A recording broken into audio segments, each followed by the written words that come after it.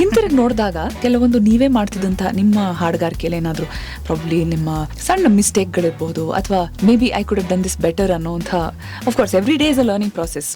So maybe 10 years ago ನೀವು ಹಾಡುವಂತ ಹಾಡಲ್ಲಿ ನಿಮಗೆ ಏನೋ ಒಂದು ಓಕೆ ನಾನು ಇದನ್ನ ಹಿಂಗೆ ಮಾಡ್ಬೋದಿತ್ತು, ಸ್ವಲ್ಪ ಅಮೆಚೋರಿಶ್ ಮಾಡಿದೀನಿ ಅನ್ನೋಂಥ ಇನ್ಸ್ಟೆನ್ಸಸ್ ಎಲ್ಲ ಅನ್ಸುತ್ತಲ್ಲ? ಪ್ರತಿ ಹಾಡು ಅನ್ಸುತ್ತೆ.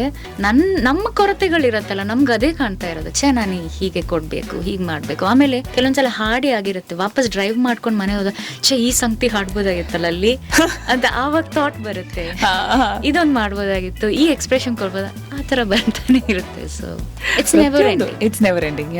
ಅದರಲ್ಲೂ ಕ್ರಿಯೇಟಿವ್ ಫೀಲ್ಡ್ ಅಲ್ಲಿ ಇದ್ದಾಗಂತೂ ಎಲ್ಲಿವರೆಗೂ ನಿಮಗೆ ನೀವು ಓಕೆ ನಾನು ಇನ್ನು ಬೆಟರ್ ಮಾಡ್ಬೋದು ಅನ್ಸ್ತಿರುತ್ತೋ ಅಲ್ಲಿವರೆಗೂ there is no end right for an artist. ಎಲ್ಲಿ ನಾನು ಸಾಕಾರ ಮಾಡಿದೀನಿ ಅಂತ ನಮಗೆ ಅನ್ಸುತ್ತಾ, I think that is the start of a downfall. ಇದರ ಪೂರ್ತಿ video radio city Kannada YouTube channel ಅಲ್ಲಿ ನೋಡಿದ್ಮೇಲೆ ಸಬ್ಸ್ಕ್ರೈಬ್ ಮಾಡೋದು ಮರಿಬೇಡಿ.